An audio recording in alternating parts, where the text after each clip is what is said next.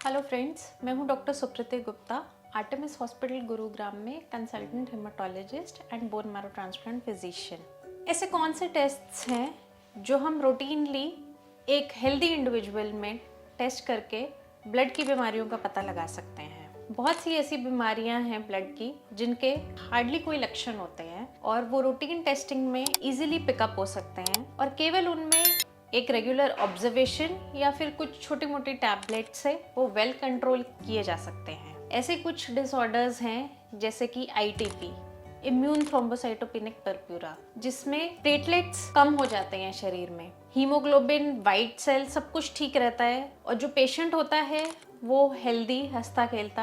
अगर प्लेटलेट्स की मात्रा बहुत ही ज़्यादा कम हो जाए, जैसे कि 20,000 से भी ज़्यादा कम, तो बहुत बार इनमें छोटे छोटे ब्लीडिंग स्पॉट्स स्किन में या फिर माउथ के अंदर दिखने लगते हैं, या फिर कभी कभी बहुत ही ज़्यादा फिजिकल एक्टिविटी करने पे, चोट लगने पे या फिर ब्रश करने पे ऐसे लोगों को ब्लीडिंग ज़्यादा हो सकती है।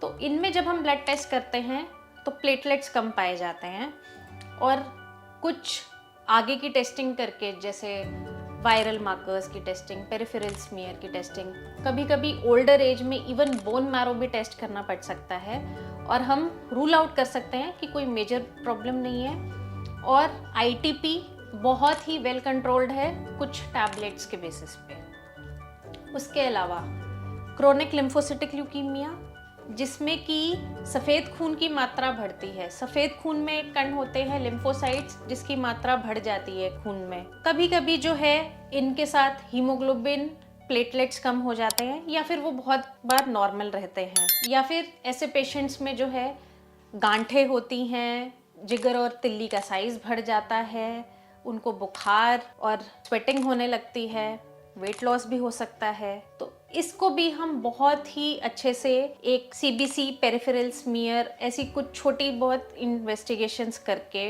ब्लड टेस्ट करके ही हम पकड़ सकते हैं। और ज़्यादातर केसेस में इनमें सिर्फ ऑब्जर्वेशन चाहिए होती है, या फिर कभी कभी जब सिम्टम्स ज़्यादा हद से बढ़ जाए तो उन केसेस में बहुत ही वेल कंट्रोल ये किया जा सकता है with the help of some tablets या फिर इम्यूनोथेरेपी से। उसके अलावा CML, क्रोनिक माइलॉइड ल्यूकीमिया, जिसमें कि तिल्ली का साइज़ थोड़ा सा बढ़ जाता है, भूख नहीं लगती है और थोड़ी सी थकान महसूस होने लगती है।